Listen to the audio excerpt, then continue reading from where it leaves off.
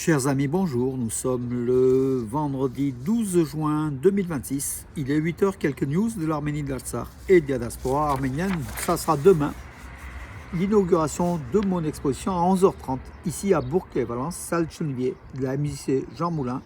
L'exposition, une cinquantaine de caricatures sur l'Arménie, donc les dernières caricatures liées à l'actualité arménienne. Voilà, beaucoup de ces caricatures ont été diffusées dans la presse et les médias arméniens, donc voilà. Ça sera l'occasion, lors de cette exposition, de se retrouver et que je commenterai chaque caricature au public. Et je sais que déjà, vous êtes déjà nombreux à avoir signalé votre venue. Donc demain, 11h30, demain samedi 13 juin, 11h30. L'OTSC envisage une action constitutionnelle contre l'Arménie pour des raisons de cotisation impayées. 2 années de cotisation à l'OTSC que l'Arménie n'a pas payé. L'OTSC, l'Organisation de traité de sécurité collective, gérée par la Russie, bien sûr, par Vladimir Poutine, veut exclure l'Arménie. L'Arménie qui se rapproche de l'OTAN, qui se rapproche de l'Union européenne et voilà, qui se rapproche de l'Occident. C'est le tort de l'Arménie et Poutine veut sanctionner l'Arménie. D'ailleurs, l'OTSC n'a pas obéi à ses obligations de protéger la sécurité de l'Arménie. Lorsque l'Arménie a été attaquée en 2022 par l'Azerbaïdjan, l'Arménie a demandé l'aide de l'OTSC. L'OTSC n'est pas intervenu pour protéger aussi l'Azerbaïdjan, qui n'est pas membre de l'OTSC. Donc voilà, ça ne sert à rien en fait cette organisation et l'Arménie n'a pas payé 2 ans de cotisation et sans doute elle va être exclue de l'OTSC et c'est peut-être pas plus mal. De toute façon, ça ne changera pas grand-chose aux données. Erdogan et Pachinian se sont appelés au téléphone donc hier. C'est plutôt un message. Donc Erdogan a affirmé: je suis pleinement convaincu que votre vision stratégique pour la paix sera menée à bien. Erdogan à Pachinian.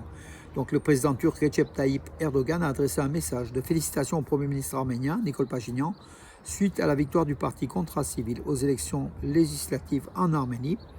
Cette information a été relayée par le gouvernement arménien. Au nom de mon peuple et à titre personnel, je vous félicite sincèrement pour le succès du parti Contrat Civil que vous avez dirigé lors des élections législatives qui sont tenues en République d'Arménie le 7 juin 2026. Et je vous souhaite plein succès dans la formation de votre 3e gouvernement.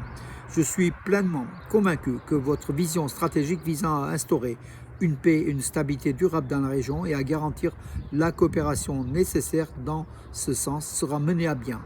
Je saisis cette occasion pour vous souhaiter une fois encore santé et bien-être et au peuple arménien prospérité et bonheur, peut-on lire dans le message de félicitations d'Erdogan à Pachinian.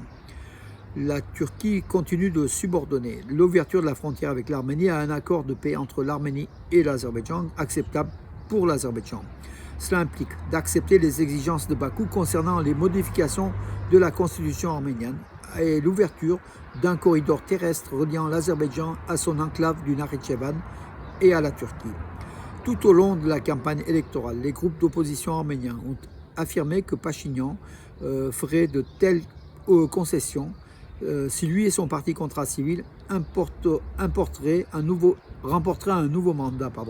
Ils ont rejeté comme frauduleux les résultats officiels du scrutin, les partis d'opposition, qui ont donné la victoire au parti au pouvoir. Voilà donc le message d'Erdogan à Pachinian de félicitations. Ouverture d'un point de passage frontalier arméno-turc à Margara pendant 10 jours afin d'acheminer de l'aide humanitaire de l'Arménie vers le Liban.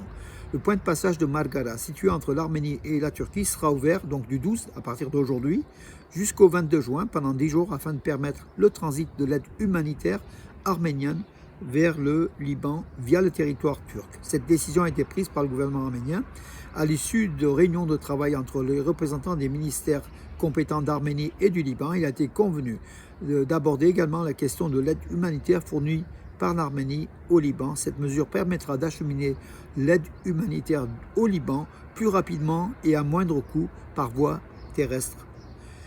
Voilà donc une aide de l'Arménie au Liban à partir d'aujourd'hui. Donc il y aura le passage entre l'Arménie et la Turquie qui sera ouvert, le passage frontalier pour cela. Si les États membres de l'OTSC décide d'exclure l'Arménie, nous devrons prendre acte de cette décision, affirme le Premier ministre arménien. Voilà, donc c'est ce qu'a déclaré Nicole Pachinian lors d'un entretien avec les journalistes hier. Nous n'avons rien d'autre à faire, a-t-il ajouté. Peut-être qu'il est même content que l'OTC exclue l'Arménie donc du groupe qui ne sert à rien d'ailleurs, l'Organisation de traité de sécurité collective. Concernant l'Union économique euro-asiatique, l'autre organisation, le marché commun dominé par la Russie, auquel l'Arménie, bien sûr, pour l'Arménie c'est un grand marché, l'UEE, Nicole Pachinian a expliqué qu'il n'y avait rien de nouveau à ajouter et que l'Arménie peut-être s'attend aussi à des sanctions de la part de la Russie concernant ce marché, puisque l'Arménie a plutôt fait le choix de l'Union européenne que l'UEE, en tout cas pas officiellement, mais en tout cas tous se rapprochent, donc l'Arménie se rapproche de l'Union européenne et ça déplaît à la Russie qui veut sanctionner l'Arménie et la faire exclure de ce marché donc, qui est vital pour l'Arménie, l'Union économique euro-asiatique. La hauteur de la grêle et du verglas a atteint 1,5 m dans certains quartiers de Gümrü en Arménie, donc avant-hier, donc grêle, très forte grêle, et des blocs de glace carrément sont formés dans les rues de la deuxième ville d'Arménie, Gümrü.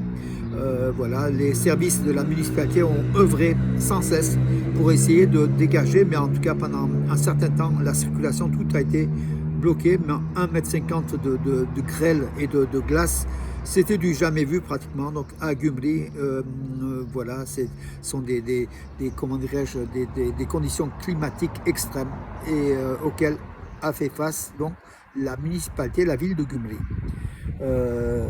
Voilà. Moscou insiste pour que Yerevan fasse rapidement son choix entre l'Union européenne et le bloc dirigé par la Russie, l'Union économique euro-asiatique. Le mercredi, donc 10 juin, la Russie a continué à remettre en cause les résultats officiels des élections législatives en Arménie et d'exiger que le gouvernement arménien choisisse entre rejoindre l'Union européenne et rester au sein du bloc économique dirigé par la Russie, l'Union économique euro-asiatique. Contrairement aux dirigeants occidentaux, le président russe Vladimir Poutine n'a toujours pas félicité le Premier ministre arménien Nicole Pachinian pour la victoire de son parti aux élections, telle qu'elle ressort des résultats officiels préliminaires. Le porte-parole du Kremlin, Dmitri Peskov, a évoqué les nombreuses irrégularités signalées pendant la campagne pour les parlementaires et a déclaré que Moscou attendrait la publication des résultats définitifs du scrutin prévu ce dimanche. Donc ce dimanche 14 juin, la Commission électorale centrale d'Arménie va publier les résultats définitifs des élections législatives d'Arménie de dimanche dernier. Moscou attend cela pour réagir. En tout cas, on craint une réaction forte de Moscou qui est en colère contre la position de l'Arménie. Voilà, le recomptage aujourd'hui se poursuit toujours. Le président de la Commission centrale électorale promet pour l'Arménie des résultats parfaits le 14 juin. C'est ce qu'a le 14 juin, voilà, donc c'est ce qu'a déclaré hier lors d'un point de presse le président de la Commission centrale électorale d'Arménie. Donc résultats qui seront communiqués. C'est la présidente en fait de la commission, Sona Sarkisian. Voilà, le recomptage se poursuivra jusqu'au vendredi 4 à 14 h jusqu'à aujourd'hui, et les résultats de cette journée seront présentés au plus tard dimanche. Voilà mes amis, les informations pour aujourd'hui.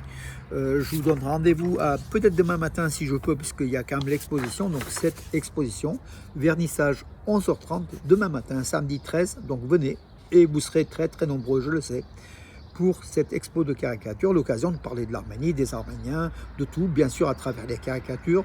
Je vous commenterai chaque caricature, mais surtout l'objet, le thème, c'est bien sûr l'Arménie et le monde arménien, l'arménité dans son ensemble. Voilà, chers auditeurs et auditrices de Radio, et puis je présente mes condoléances au Hovo Manoukian, notre membre d'Arménia, qui vient de perdre sa mère tout simplement. Donc ce matin, 10 h, église Saint-Sag, pour un dernier hommage. Voilà mes amis, pour aujourd'hui, je vous donne rendez-vous à demain et bonne journée.